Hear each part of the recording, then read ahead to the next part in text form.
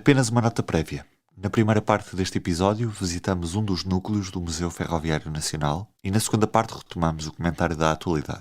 Viva! O Sobre Carris sai hoje de portas. E estamos onde, Dona Fátima? Sejam bem-vindos aqui ao Museu das Terras de Basto.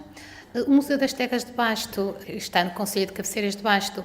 É constituído por 3 núcleos. Ferroviário de Arco do Baúlho, que é aqui. Depois temos o Núcleo de Arte Sacra, que fica no antigo Mosteiro de São Beneditino de São Miguel de Refojos. E depois a Casa da Lã, em Bucos. Em relação à parte ferroviária, esta é a antiga estação de Arco de Baúlho.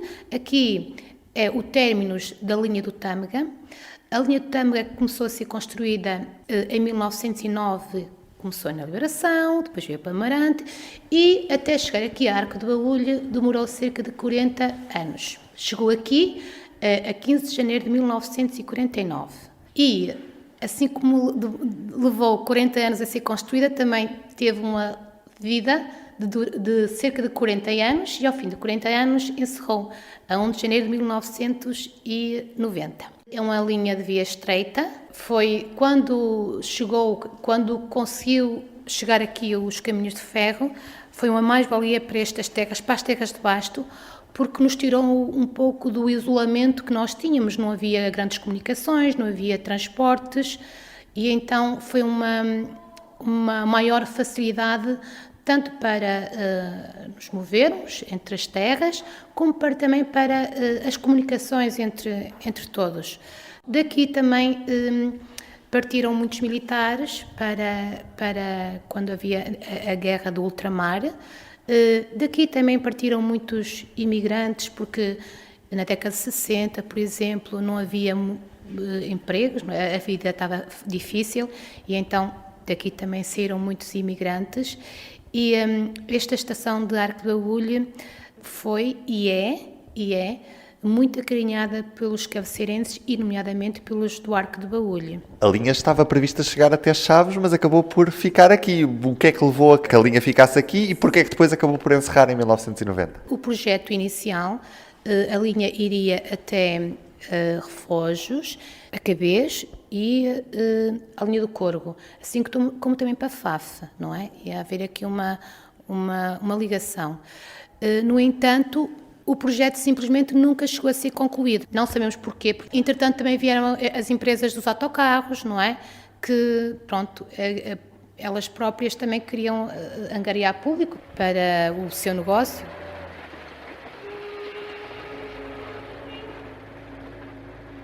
O Arco de Baúlho ainda é, mas foi muito uma terra de muito comércio. O comboio aqui também, para além do transporte das pessoas, não é?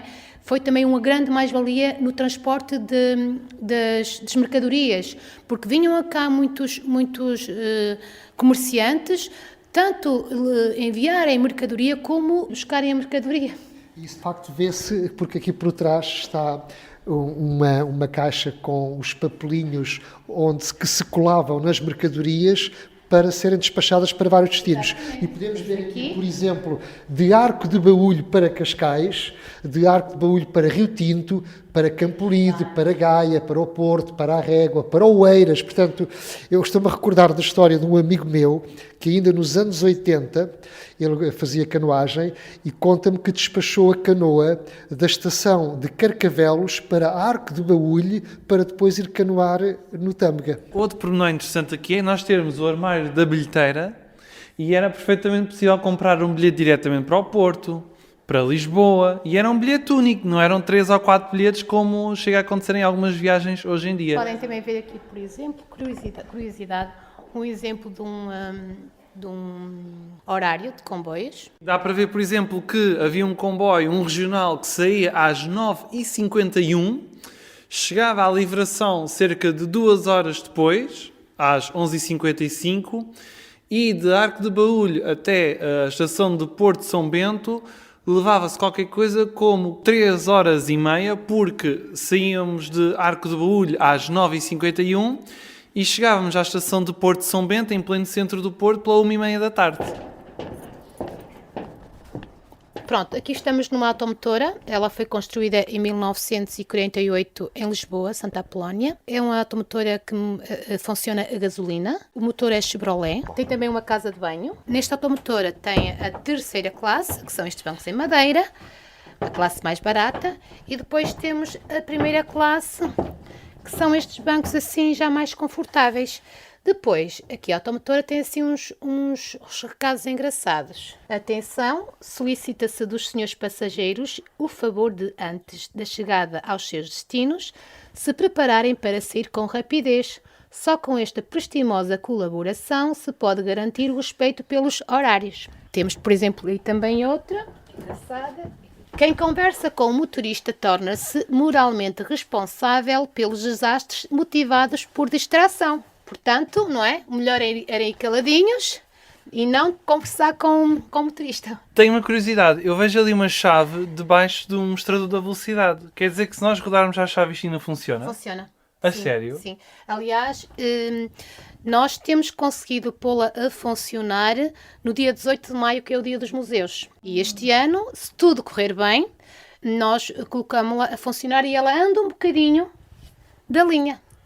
E são vocês que fazem a manutenção? É um senhor, já um mecânico, já com uma certa idade, que faz a manutenção a esta automotora. E é ele até que a põe a trabalhar. Uma curiosidade é que isto funciona a gasolina, como já vimos, e tem, de facto, mudanças tal como quando conduz o autocarro, tem o acelerador, o travão, a embreagem, e efetivamente isto é um autocarro sobre carris. Tem 11 lugares em primeira classe que ficam junto ao maquinista, com o qual não se deve falar para não se ser moralmente responsável por eventual acidente, e depois não tem segunda classe e passa-se logo para a terceira classe, onde estão os bancos de madeira. Portanto, não há aqui uma classe média. Tudo isto num veículo que é mais pequeno que o autocarro atual. Pronto, aqui temos uma locomotiva, ela foi construída em 1908 na Alemanha, é uma máquina média de 4 cilindros, ela levava 3.500 litros de água e 1.500 quilos de carvão. Depois, ao longo das estações, ela tinha que ser abastecida, não é? Aqui ia o maquinista e também o fogueiro. Eu recordo-me na viagem que fiz nos anos 80, vi uma parte da viagem na locomotiva, aliás, acho que fiz a viagem quase toda, e vinha com o maquinista e o fogueiro, e recordo-me que no regresso para a Livração, já era de noite, a locomotiva não tinha farol, portanto íamos em plena escuridão, e eu perguntei ao maquinista, então, mas como é que ele sabe onde é que ele vai? Ele dizia-me, não, eu só com a trepidação e com o ruído eu sei exatamente onde é que estou. E aqui temos uma carruagem de passageiros, é uma carruagem de 1908, por isso inícios do século XX, é uma carruagem de terceira classe, mas já tinha uma casa de banho e já tinha caldeira de aquecimento, a vapor.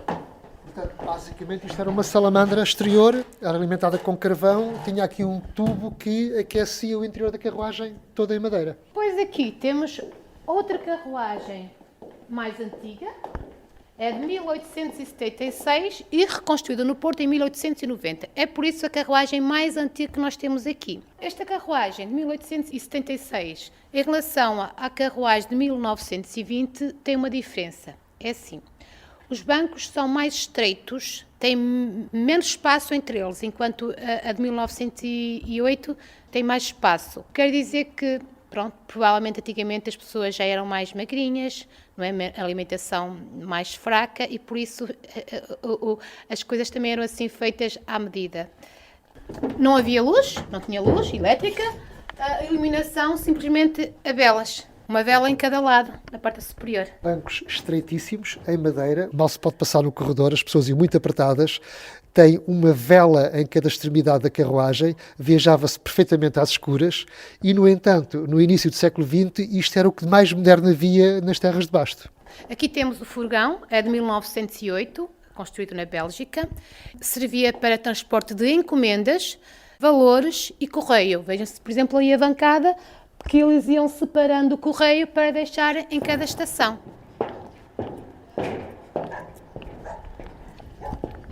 Aqui era mesmo términos da linha, e então a máquina tinha que dar a volta, porque não é como hoje em dia, que tem uma frente de um lado e outra do outro, não é?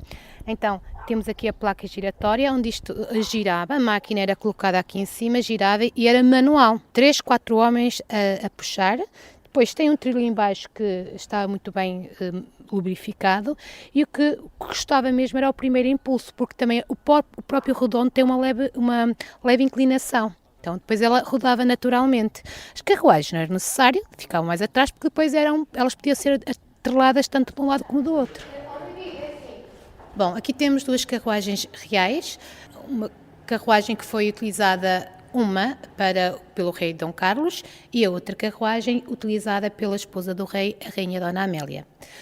A carruagem utilizada pelo rei foi construída em 1906 na Alemanha. É constituída por 2 compartimentos, um compartimento mais reservado do rei e o outro compartimento, uma salinha com uma mesa para os convidados, para fazer reuniões, para jogar.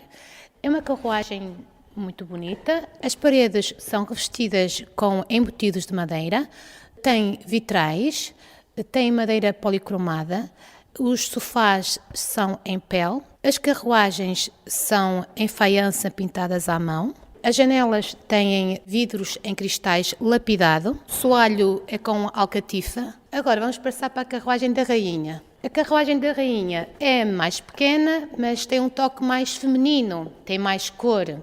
Eu diria que é mais bonita, mas é o meu gosto, não é? As cortinas são em brocado, têm poltronas em veludo, tem igualmente carpetes, tem a parede, a parte inferior é revestida a pele, a casa de banho é em faiança pintada à mão, a carruagem da rainha tem um duplo teto, que faz com que no verão a carruagem se torne mais fresca. Estas 2 carruagens foram utilizadas na linha do Corgo para ir às Pedras Salgadas, a quando da inauguração, nomeadamente em 1907, a quando da inauguração da Estação das Pedras Salgadas. Posteriormente, após os reis, elas teriam sido utilizadas para fins oficiais, inclusive em 1987, creio que foi em 1987, quando o Dr. Mário Soares era presidente, fez uma presença aberta na linha do Tua e foi nestas carruagens que ele viajou naquela linha. Eu estava justamente a dizer aos diretores do Caminho de Ferro que me acompanham que esta linha não pode ser fechada ao trânsito, porque não é só o critério económico, é o critério histórico, é o serviço das populações e é sobretudo o critério turístico. E acabou por encerrar. São mais 3 léguas. É longe, muito longe. Portanto, queriam que o comboio voltasse para servir a vossa aldeia? Queríamos e tem que voltar, então. Porque não há de voltar.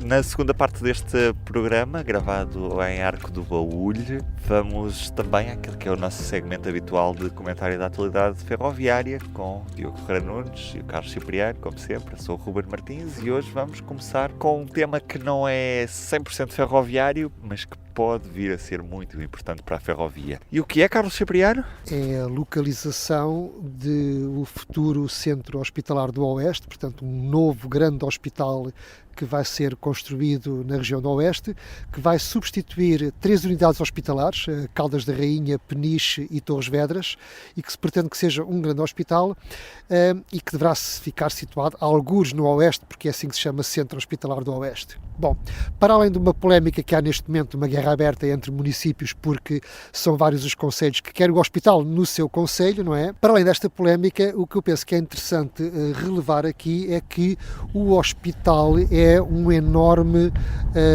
polo gerador de tráfego e, portanto, há todo o interesse em que uma infraestrutura deste tipo fique localizada junto à linha férrea. Uma vez que se vai construir este equipamento de raiz e uma vez que um equipamento destes tem todos os dias profissionais de saúde, médicos, enfermeiros, auxiliares, tem visitantes, tem pessoas para as consultas externas, eu diria que só quem vai para as urgências é que vai de ambulância ou de carro e não vai de transporte público. Uma vez que isto vai ser feito de raiz, deveria ter-se em consideração a sua localização junto à linha do Oeste. E isto é bionívoco, ou seja, o hospital é bom para a linha do Oeste porque vai permitir gerar muito tráfego para a linha e ajudar a viabilizá-la após a modernização. Por outro lado, a linha do Oeste pode ser muito útil ao hospital para transportar os profissionais de saúde e os utentes do hospital. E quando eu digo que a linha do Oeste pode ser muito útil, é a linha do Oeste que há de sair da modernização. Não a atual, com automotores a diesel velhas, com horários, com comboios atrasados, mas sim aquela que sair da modernização com modernos comboios elétricos. Agora, estou um bocadinho preocupado porque vejo que os municípios não estão muito bem a ver este filme, ou seja, estão muito interessados em sacar o hospital para o seu concelho e não estão a chegar a um acordo. Neste momento, depois de um estudo que a Universidade Nova de Lisboa fez de localização, entre as 9 localizações estudadas, há 2 que efetivamente ficam mesmo ao lado. Uma na Quinta da Granja, no Bom Barral, que fica mesmo ao lado da linha, e outra nos limites entre Caldas da Rainha e Óbidos, que fica também mesmo ao lado da linha. Vamos ver, o Ministro da Saúde, que é um defensor da ferrovia, recordo que Manuel Pissarro foi o nosso entrevistado do Sobre Carris em Estrasburgo, quando era eurodeputado, e mostrou-se um grande defensor da ferrovia. Esperemos, portanto, que este critério seja tido em conta. Colocar um hospital junto a uma linha de comboio pode ser também uma forma de as famílias pouparem muito dinheiro para ir a uma consulta, para visitar o familiar. Porque o SNS pode ser tendencialmente gratuito, mas há vários hospitais do país que estão longe de tudo, só têm parques de estacionamento pago, e uma pessoa que vá 1 hora e meia, paga pelo menos 2, 3, 4 euros de cada vez que vai lá. Portanto, não fica gratuito. Enquanto que se um hospital ficar perto de uma linha de comboio, por exemplo, pode não pagar nada porque esta viagem pode estar incluída num passe de transportes. Portanto, é uma forma também de democratizar, de tornar mais acessível a ida ao hospital. Há aqui um ponto positivo que eu gostaria de sublinhar, que é houve um deputado do PS, o José Carlos Barbosa, e um deputado do PSD, o Hugo Oliveira, que escreveram, um no Público e o outro no Expresso, artigos de opinião em que defendem efetivamente a localização do hospital junto à via férrea. Diogo, entretanto, a linha de Cascais está já em obras de modernização e estão comboios para chegar também a esta linha de Cascais, vindas do novo concurso da CP, mas há um problema, é que as plataformas não têm todas a mesma altura. A IP vai uniformizar o tamanho das plataformas ou isso não está contemplado? Para já não está contemplado, e falávamos há pouco em acessibilidade, em tornar o transporte mais fácil para as pessoas, não só em termos financeiros, mas no caso também em termos de acessibilidade. E o que acontece é, no concurso dos 117 9 comboios, quando olhamos para as 62 automotores que vão para o serviço suburbano, o caderno de encargos prevê que haja uma subsérie de 34 composições que vão para a linha de Cascais que têm um pequeno problema. É que as estações da linha de Cascais, neste momento, têm qualquer coisa como cerca de 1,10 metros de altura, quando o padrão da rede, nesta região, nos comboios suburbanos do Porto e de Lisboa, é de 0,9, ou seja, de 90 centímetros. E o que é que acontece? A CP pretende que os concorrentes deste concurso, não é, do qual neste momento já só sobram a CAF, o consórcio Alstom DST e a Stadler, propõe que os concorrentes façam comboios otimizados para a altura dos tais 90 centímetros, não é? Mas, se a altura for mais baixa, é preciso pôr um degrau. E depois, além da altura que é acima dos padrões, não é? Os comboios que forem parar à linha de Cascais têm que ser mais estreitos para não poderem tocar na plataforma. E porquê é que isto acontece? Porque não está previsto para já da parte da IP que o gabarito, não é, das plataformas, das estações, não é, seja uniforme com a restante rede. E o Carlos, há coisa de 2 anos, mais de 2 anos, escreveu um artigo precisamente a chamar a atenção para isso, que foi quando a CP fez um ensaio com os comboios suburbanos do Porto. O comboio chegou à estação de São João de Estoril e ficou a 4 centímetros de bater na plataforma, e o teste já nem continuou. E então a CP, no caderno de encargos, teve de definir que esta subsérie teria que ser mais estreita, porque senão não podia ir à linha de Cascais. O problema é que está previsto daqui a alguns anos, quando houver a ligação entre Alcântara Terra e Alcântara Mar, a ideia é que um comboio, por exemplo, possa ir do Oriente até Oeiras, até ao Estoril, se for preciso, e acontece que o comboio fica um bocadinho mais longe da plataforma na estação do Oriente para poder chegar a Oeiras ou ao Estoril. portanto, simplificamente, das duas uma, ou altera-se o material circulante ou alteram-se as plataformas. Ganha quem tem mais poder.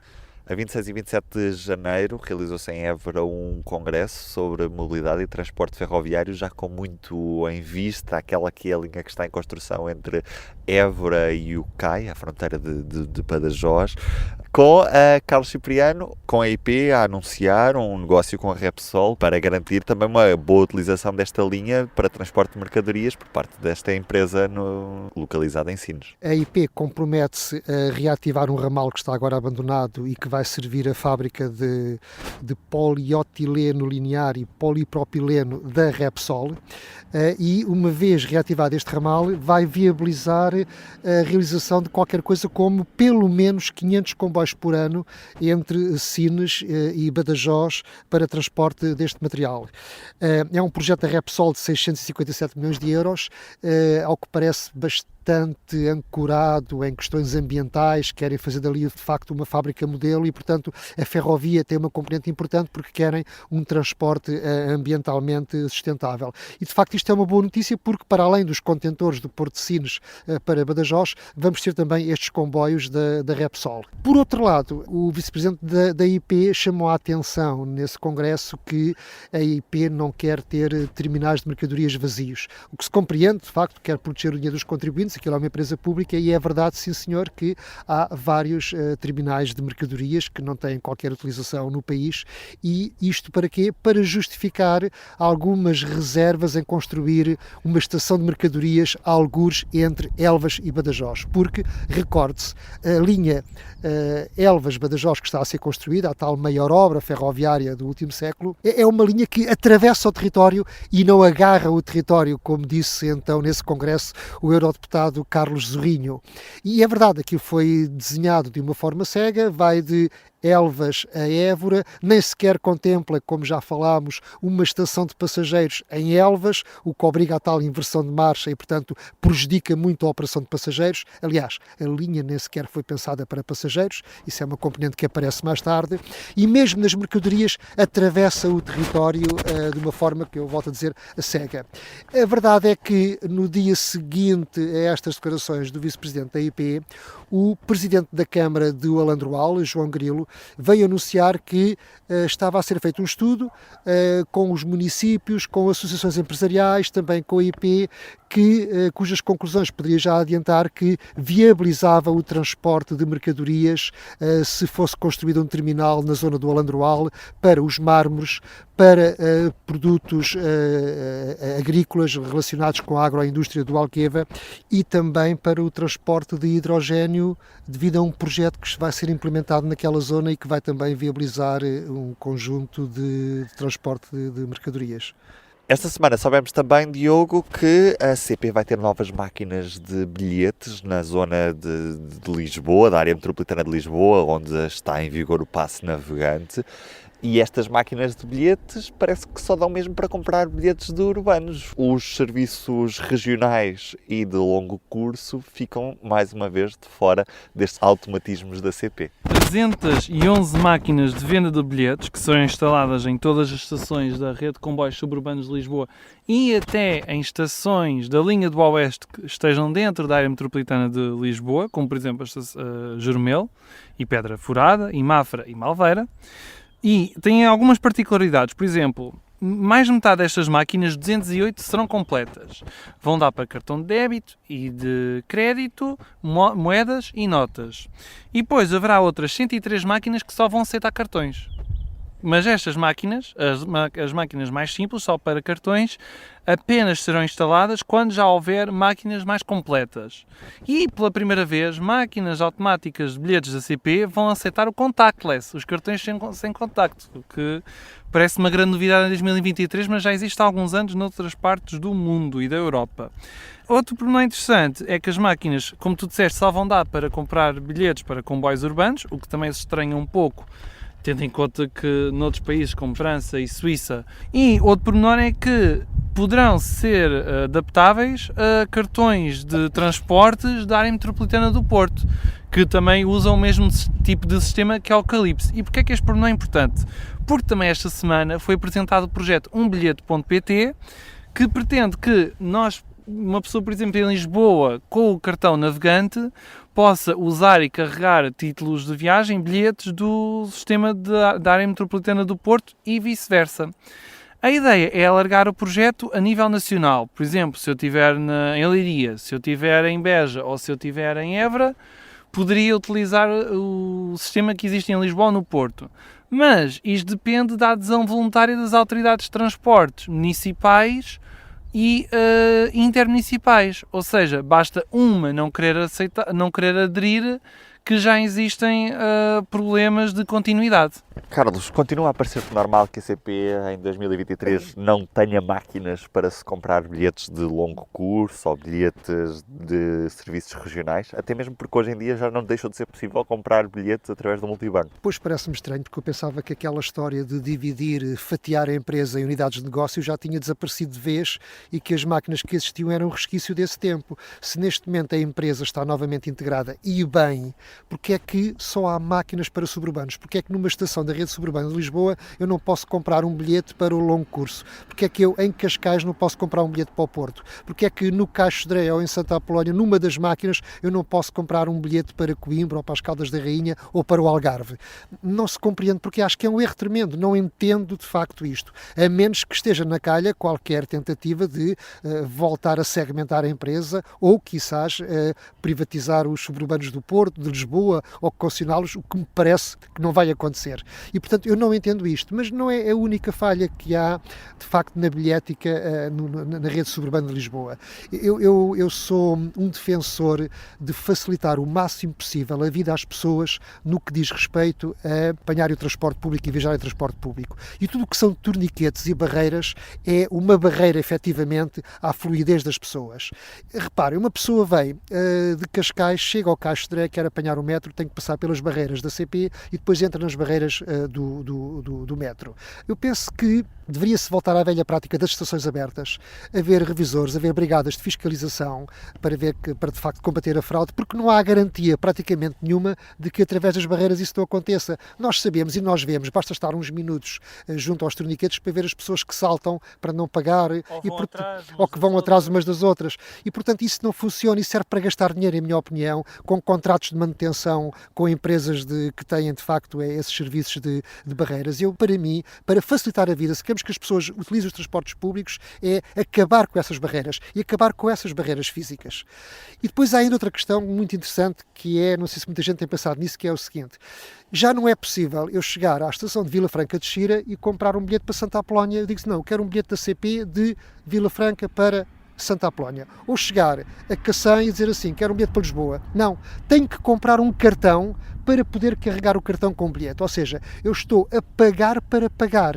Ou seja, eu estou a pagar um título de transporte que é um serviço que eu estou a comprar, é uma viagem do ponto A ao ponto B, mas também vou ter que pagar o bilhete físico no qual essa viagem vai ser registada para pagar. Ou seja, estou a pagar para pagar.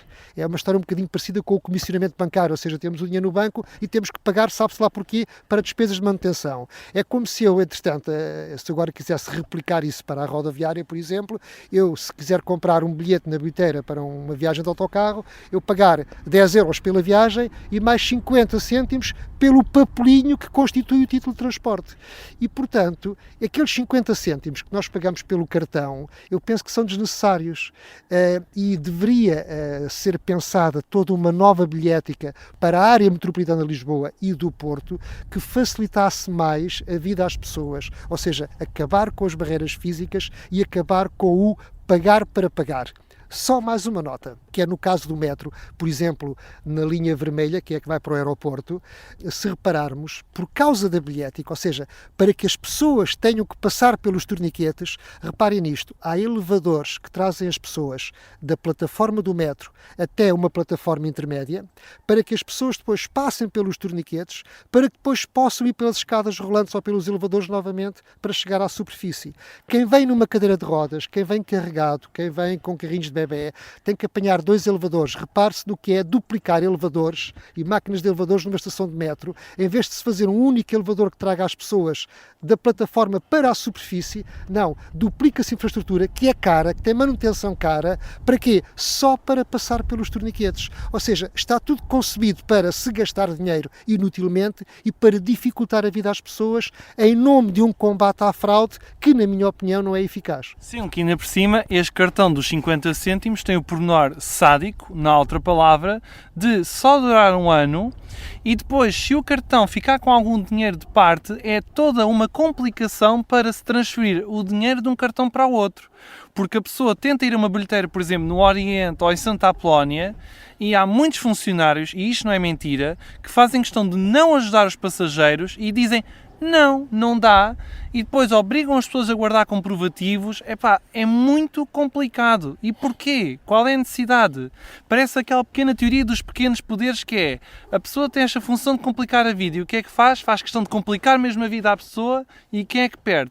Perde a pessoa, porque em vez de usar o transporte público, se for preciso, vai chamar um Uber, ou vai chamar outro carro, ou o táxi, e é dinheiro que se perde, é tempo que se perde, é paciência que se perde. E Carlos Cipriano, para terminar, o acidente de Soro voltou a ser notícia por estes dias. Sim, porque a IP apresentou uma queixa-crime contra um engenheiro ferroviário, Luís Cabral da Silva, que no dia do acidente de Soro fez comentários que a empresa considera que são ofensivas e lesivas da sua honra enquanto empresa.